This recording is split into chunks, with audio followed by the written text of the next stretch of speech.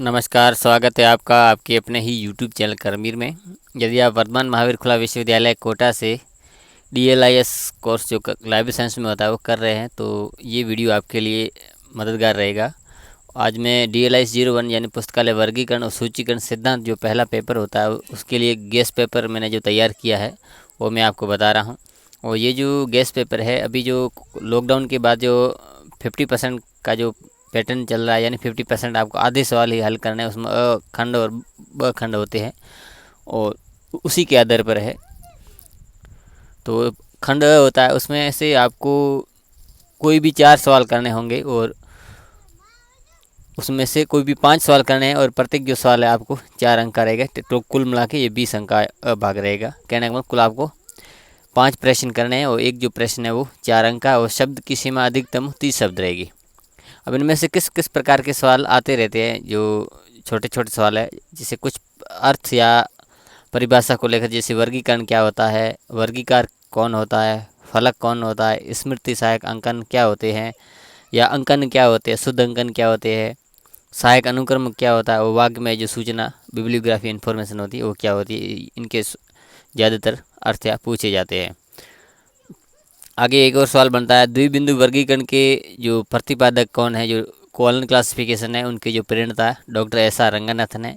और एक और सवाल आता है कि एस आर रंगनाथन का पूरा नाम क्या है, जो सियाली रामामृत रंगनाथन का पूरा नाम है।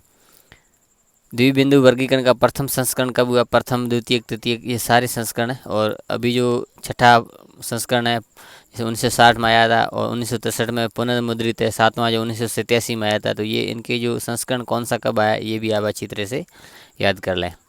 और इसके जो द्विबिंदु वर्गीकरण जो कॉलन क्लासिफिकेशन है, उनकी जो 5 मूलभूत श्रेणियाँ PMEST है, ये इसका पूरा नाम, जैसे पर्सनैलिटी है, मैटर है, एनर्जी है, टाइम और स्पेस। तो ये PMEST का आप फुल फॉर्म लिख सकते हैं। उसके बाद जो दूसरी जो वर्गीकरण पद्धति है दशमलव वर्गीकरण, तो इसकी प्रेरणता मेलविल डुई है, मेलविल कोसुत डुई। आप किताब में इसका जो पूरा नाम वगैरह आप आराम से देख सकते हो। इसका जो फर्स्ट संस्करण 1876 में आया था। जो 19वां संस्करण कब आया ये भी आप वहाँ से अपनी किताब से अच्छी तरह याद, ये सवाल हमेशा पूछे जाते हैं।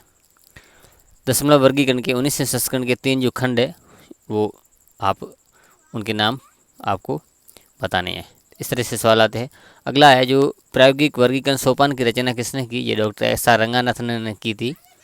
प्रायोगिक वर्गीकरण के सोपान कितने हैं और प्रथम चरण कौन सा है, अंतिम चरण कौन सा है, ये आपसे पूछे जाते हैं। अपरिष्कृत शीर्षक क्या है, अभिव्यंजक शीर्षक क्या है, ये सोपान वर्गीकरण के शीर्षक होते हैं। तो इनके बारे में आप थोड़ा बहुत जो बेसिक नॉलेज वो पढ़ लें।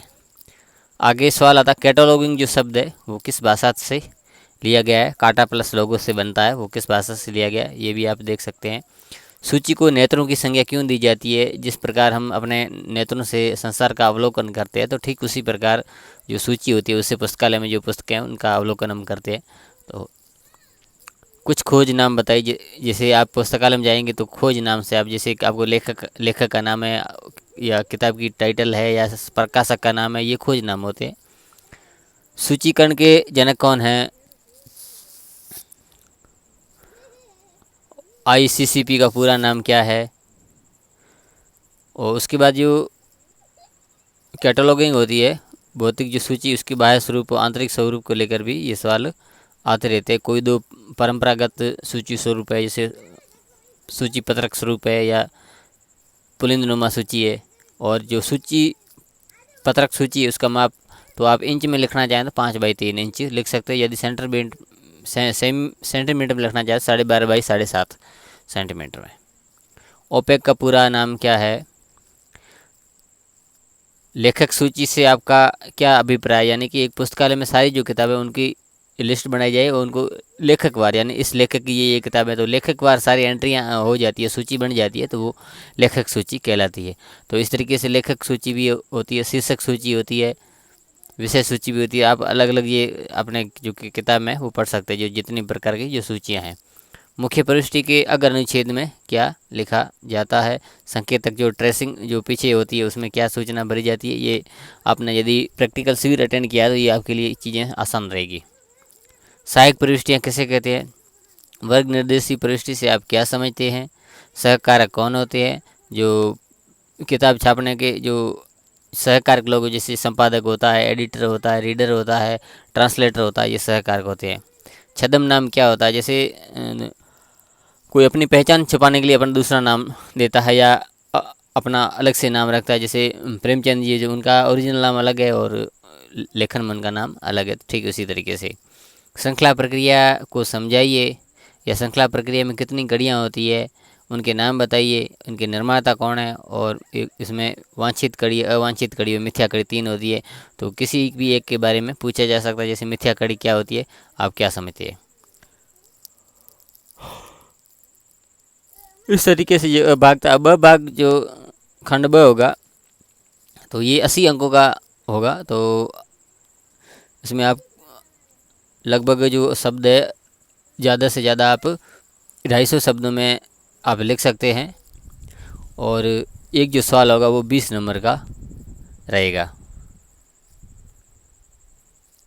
तो किस तरह के जैसे सवाल बनेंगे इसमें?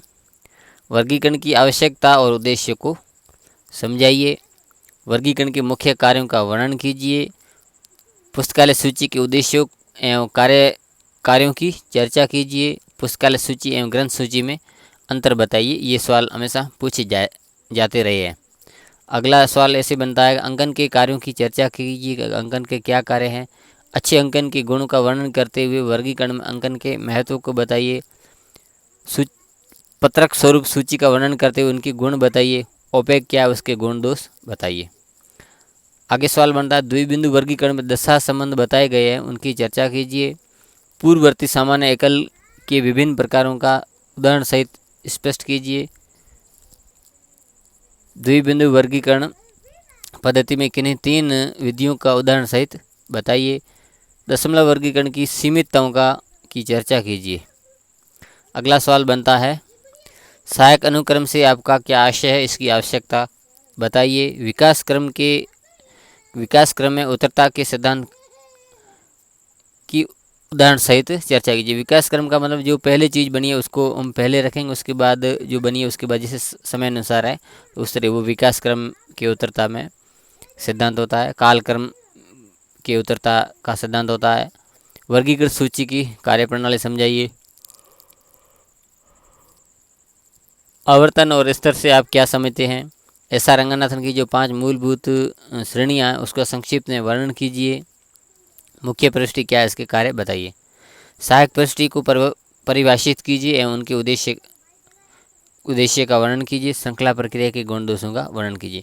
तो ये DLIS 01 जो पहला जो पेपर होता है उसमें इस तरह के महत्वपूर्ण जो सवाल है अक्सर आते रहते हैं, और इन्हीं सवालों को आप अच्छे से आप तैयार कर लेते हैं तो आप आराम से अच्छे अंकों से प्राप्त अच्छे अंक पा सकते हैं, और साथ में इनसे मिलते जुलते सवाल वो भी आप साथ में तैयार कर सकते हैं। तो कुल मिलाकर ये वीडियो आपके लिए अच्छा रहेगा, ये सवाल आपके लिए हेल्पफुल रहेंगे। और ये वीडियो अच्छा लगा तो लाइक कर दें, चैनल को सब्सक्राइब कर दें, बेल आइकन दबाकर नोटिफिकेशन ऑल पर क्लिक कर दें। जैसे मैं इस तरह का महत्वपूर्ण वीडियो बनाऊंगा उसका नोटिस आपको मिल जाएगा। मिलते हैं अगले वीडियो में, तब तक के लिए धन्यवाद।